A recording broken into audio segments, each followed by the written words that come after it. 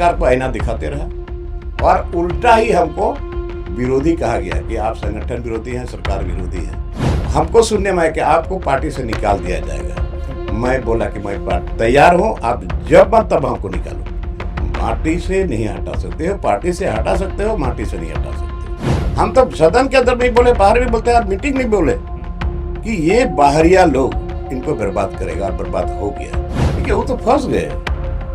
आज भी अगर कहीं भी है जेल में, जरूर उनको याद आता होगा कि लॉबिन हेम्ब्रम ने जो हमको कहा था वो बिल्कुल सही कहा। नमस्कार, मैं पंकज प्रसून। दोस्तों, हर किसी को पता है कि झारखंड के पूर्व मुख्यमंत्री हेमंत सोरेन भ्रष्टाचार के आरोप में जेल में हैं। उनके कई संगी साथी सलाहकार जेल में हैं। लेकिन इसी झारखंड में एक शख्स ऐसा था जो उनको बहुत पहले से आगाह कर रहा था, बता रहा था कि आपके आसपास कुछ गड़बड़ लोग हैं। लेकिन उस शख्स की बातों को ध्यान नहीं दिया गया। वो एक पिता की तरह अपने बच्चे को समझा रहा था, लेकिन उसे दुश्मन समझा गया और तरह तरह के आरोप लगाए गए। आपने बिल्कुल सही समझा, हम बात कर रहे हैं लॉबिन हेम्ब्रम जी की। झारखंड मुक्ति मोर्चा के बहुत पुराने नेता हैं। गुरु जी के साथ परछाई की तरह साये के साथ उनके साथ रहे। लेकिन अब हेमंत के आसपास के लोग इन्हें दुश्मन बताते हैं, पार्टी विरोधी बताते हैं। हमारे साथ लॉबिन हेम्ब्रम जी हैं। लॉबिन दा, बहुत बहुत धन्यवाद। धन्यवाद। लॉबिन दा, मैंने सही कहा कि नहीं कि आपको दुश्मन समझते हैं कि नहीं झारखंड मुक्ति मोर्चा के लोग? बिल्कुल बिल्कुल। आज हमने बहुत प्रयास किया है माननीय पूर्व मुख्यमंत्री हेमंत सोरेन जी को, और हमने यही कहा था। शुरुआती दौर में हमने सोशल मीडिया में एक बात बोला था पंकज मिश्रा के बारे में, और उन्होंने हमको तलब किया पंकज मिश्रा के बारे में। जब हम बोले तो हमको सदन में ही हमको अपना चैम्बर में हमको बुलाए, और उन्होंने कहा कि मैं देख रहा हूँ कि आप अनाप शनाप जो मन में होता है सो बोल देते हैं, अरे विपक्ष को मौका मिल जाता है। तो हमने कहा देखिए मतलब वो ऐसी बात नहीं है, आप गुरुजी के बेटे हैं और मैं गुरुजी का चेला हूँ, और मैं आप दोनों की बदनामी को हम बर्दाश्त नहीं कर पा रहे हैं। इसलिए मैं आपको खुलेआम में बता दे रहा हूँ कि आपको बदनाम कर दिया, और कितना बदनामी होगी आपकी, क्योंकि आप एक मुख्यमंत्री हैं, मामूली बात नहीं है। तो आपको इन्होंने बदनाम कर दिया, और बदनाम और भी बाद में आपकी होगी, इसलिए आप सचेत हो जाएं। तो बात उन्होंने कहा कि ठीक है, हम इसको देखेंगे। नहीं तो पार्टी के अंदर कुछ लोग कहे होंगे कि पार्टी चलाने के लिए पैसा का जरूरी है, इसलिए सब दलाल लोग को आसपास रखना चाहिए। बाद में फंसा दिया कि नहीं इन लोग? देखिए वो तो फंस गए। आज भी अगर कहीं भी हैं जेल में, तो जरूर उनको याद आता होगा कि लॉबिन हेम्ब्रम ने जो हमको कहा था वो बिल्कुल सही कहा था। अगर याद आता तो आप झारखंड मुक्ति मोर्चा के खिलाफ लड़े हैं। रांची में ये बात बार बार कही जा रही कि उनको पार्टी से निकालो, जल्दी निकालो, जल्दी निकालो। पार्टी से निकाल देंगे आपको, फिर आपका अपना करियर बर्बाद हो जाए, क्या करेंगे फिर आप? ये पार्टी से निकलना उनका काम है, बट मेरा काम जो है, चूँकि मैं विधायक हूँ और मैं उन्हीं की बोली हुई बात को मैं दोहराते रहा, सदन के अंदर में भी, सदन के बाहर में भी। तो आज हम पार्टी विरोधी हो गए, आज हम संगठन उनकी बोली हुई कौन सी बात को आपने दोहराया है? जैसे जो मैनिफेस्टो में था, उन्होंने ही कहा था ना कि हमारी सरकार बनेगी तो 6 महीने के अंदर में 5 लाख नौजवानों को हम काम देंगे। उन्होंने ही कहा था कि एसपीटी एक्ट को धरातल पर उतारेंगे, सीएनटी को धरातल पर उतारेंगे। उन्होंने ही कहा था कि मैं आस्था नीति बनाऊंगा। तो ये सारा मुद्दा तो उनका मैनिफेस्टो में था। और आपको याद होगा अर्जुन मुंडा की सरकार को इन्होंने स्थानीय मुद्दे को लेकर ही गिराया था। 14 महीने तक शासनकाल मिला इनको, इसके बाद फिर इधर 4.5 साल गुजर गया, लेकिन आज तक स्थानीय नीति नहीं बना। आज यहाँ के जितने छात्र और छात्राएं पढ़े लिखे हैं, 2-2 दिन तक झारखंड बंद किया, जो डिग्री हासिल किए हुए हैं। तो आज इनका भविष्य अंधकार में हो गया है। आज बहुत ऐसे ऐसे छात्र हैं जिसका एज पार हो गया, अब वो कहीं के नहीं रहे। तो राज्य इन्हीं लोगों के लिए बना, हम लोगों के लिए बना, यहाँ के आदिवासी, मूलवासी, अल्पसंख्यक, इन लोगों के लिए राज्य बना है। लेकिन आज भी एक भी मैनिफेस्टो में पूरा नहीं हुआ। तो ये सदन में बोलना मेरा कर्तव्य है। मैंने सरकार को आईना दिखाते रहा और उल्टा ही हमको विरोधी कहा गया कि आप संगठन विरोधी हैं, सरकार विरोधी है। हमको दरकिनार कर दिया गया। तो बोलेंगे नहीं, पार्टी फोरम में उठाना चाहिए था ना, आप तो मीडिया में उठाने लगे। पार्टी फोरम में भी हमने उठाया है, कौन बोलता नहीं उठाया है। और सदन में बोलना क्या गुनाह है क्या? मैं बार बार बोला हूं इस बात को। आपको याद होगा कि एक बार हम अपना पारंपरिक वेशभूषा में हम पंची पहन करके दो कंधा में लेकर के उसमें लिखा हुआ था, घेला में लिखा हुआ था एसपीटी एक्ट, सीएनटी एक्ट लागू करो, आस्था नीति लागू करो, पीपीएस एक्ट लागू करो। ये सरकार के ध्यान को आकृष्ट करने के लिए मैंने ऐसा किया, कोई नाटक नहीं था मेरा। तो ये अगर हम करते हैं तो हम ही बागी हो गए। और हमको सुनने में आया कि आपको पार्टी से निकाल दिया जाएगा। मैं बोला कि मैं तैयार हूं, आप जब मन तब हमको निकालो। माटी से नहीं हटा सकते हो, पार्टी से हटा सकते हो, माटी से नहीं हटा सकते हो। नहीं, आप तमाम बात कर रहे हैं, ये सही बात है कि गुरुजी भी बात करते रहे हैं स्थानीय नीति की, खतियान नीति की, नियोजन नीति की, लेकिन बोलते हैं कि हम लोग ये सब काम करने का जरूरत क्या के लिए है? चुनाव आएगा, बोल देंगे कि अगर हमको नहीं देखोगे तो भाजपा जीत जाएगा, तो अपने आप मिल जाएगा हमको, आदिवासी का वोट मिल जाएगा, मुस्लिम का वोट मिल जाएगा, मेरा काम बन जाएगा। फिर काम काहे के लिए करने जाए इतना टेक्निकल? कहाँ से काम? देखिए आप काहे नहीं करेंगे?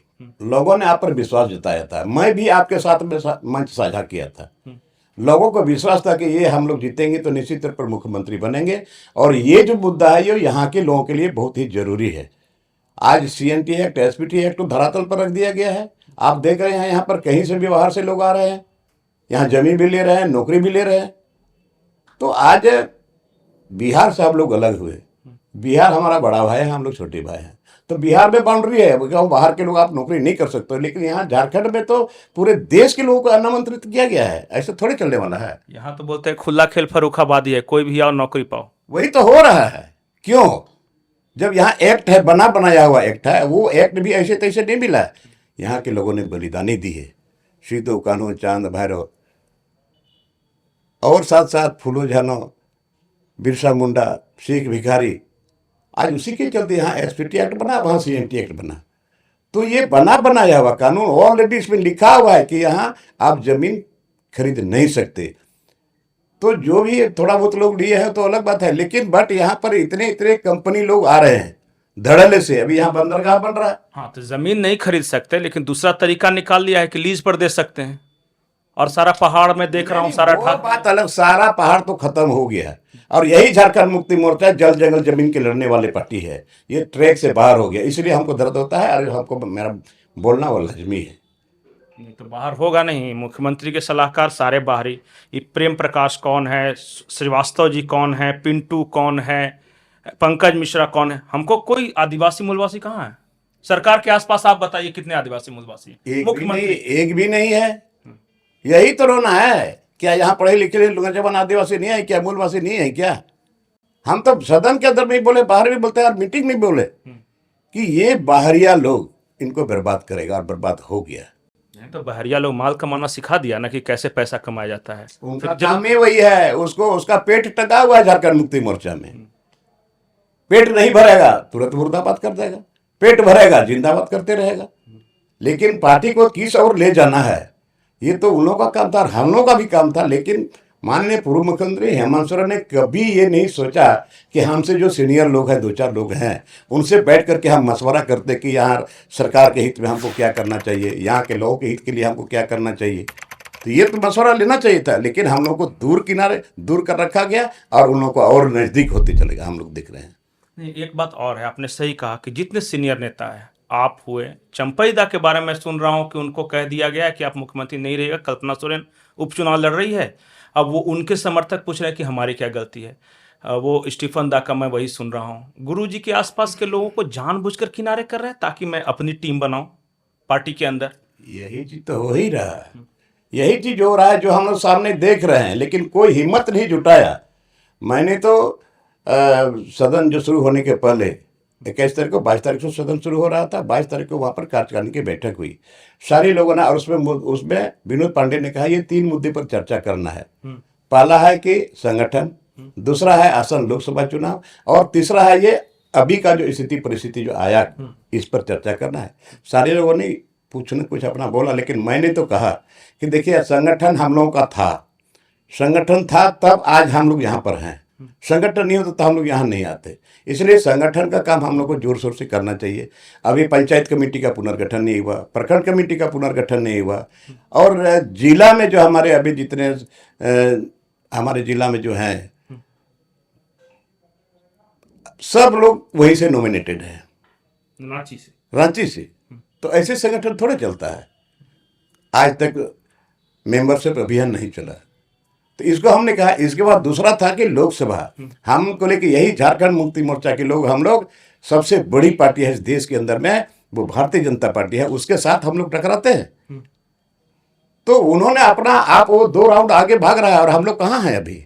इसलिए हम लोग को सीरियसली इस पर कुछ करना चाहिए। कौन कैंडिडेचर होगा, कहाँ से होगा। ईमानदारी से बताइए कि नई झारखंड मुक्ति मोर्चा में मिथिलेश ठाकुर हैं, पिंटू है, अब एक आलमगीर आलम जिनकी चलती है वो बोल। हमारी बात को पूरा होने दे दीजिए कि हमने कहा कि ये 2 राउंड बीजेपी आगे चल रहा है और हम लोग अभी पीछे। अभी तक कोई कैंडिडेट को वहां से लड़ेगा, कैंडिडेचर का नाम हम लोग अभी तक प्रकाशित नहीं किया। इसलिए तो बोल रहे हैं कि आप समझे नहीं वक्त कैसे बदल रहा है झारखंड मुक्ति मोर्चा के अंदर। झारखंड मुक्ति मोर्चा में प्रभुत्व बढ़ रहा है मिथिलेश ठाकुर का, प्रभुत्व बढ़ रहा है पिंटू का, और आप लोग पुराने तरीके से राजनीति कर रहे हैं, वही सिद्धांत वाली, वही कि खतियान तो 1932, तो आदिवासियों की स्मिता, तो झारखंड। पर जमाना आ गया पैसे का, जो ज़्यादा पैसा पहुंचाता है उसका बढ़ता जाता है। पर ये समझे नहीं आप। देखिए, नहीं समझे लोग, नहीं समझे तो आज देखिएगा ना क्या हाल होने वाला है। अभी तो मैं कहता हूँ कि गुरुजी जब तक हैं लोग अभी खामोश हैं। ये लोग इस पार्टी झारखंड मुक्ति मोर्चा को बर्बाद कर दिया। हमको लगता है ये समाप्त करेगा। कोई लेना देना नहीं है यहाँ के लोगों से, कैसा उसका धंधा चलेगा। और तो और मैं बता देना चाहता हूँ, माननीय पूर्व मुख्यमंत्री दुमका से चुनाव लड़ते थे। ये पटकथा उसी समय शुरू हुआ जब पिंटू, पंकज मिश्रा और विजय हंसदा ये लोगों ने मिलकर के रणनीति बनाया कि इसको बरहेट से लड़ाएंगे, वो सियोर सीट है, और सियोर सीट से जीतेंगे तो मुख्यमंत्री बनेंगे, तो यहाँ पूरा पहाड़ का कब्जा हम लोग अपने हाथ में ले लेंगे। यही तो है जो सच्चाई है, फैक्ट है, मैं बता रहा हूँ आपको। अच्छा, राजमहल लोकसभा क्षेत्र की बात करते हैं, चुनाव की। लोग आपको क्यों वोट दें? क्योंकि वो कह देंगे कि देखो भाई मेरा बड़ा गठबंधन है, इंडिया गठबंधन है, अगर मोदी को हराना है तो हमको दे दो। ये आदमी तो निर्दलीय है, भले ही सिद्धांत की बात करते हैं, पर आजकल सिद्धांत सुनता कौन है। अब इतना बड़ा बड़ा कॉरपोरेट के साथ विजय हांसदा का उठना बैठना है, आप लड़ाई कैसे लड़िएगा उनके खिलाफ? देखिए, विजय हांसदा उम्र में भी हमसे छोटा है, भले पैसा है उसके पास, पैसा तो अगाध पैसा है, लेकिन मैं बताना चाहता हूँ कि आज हमको क्यों वोट देगा लोग। आपने कहा इसलिए वोट देगा, और हमको पूरा विश्वास है कि यहाँ पर विजय हांसदा को कोई लायक नहीं कर रहा है। मैं पाकुड़ भी गया, वहाँ भी पूछा, महेशपुर भी वहाँ की जानकारी लिया, लिट्टीपड़ा से भी लिया, बरहेट से भी लिया, और इधर मैं उधवा भी गया और यहाँ राजमहल भी गया। चारों तरफ यही आवाज था कि विजय हांसदा नहीं चाहिए।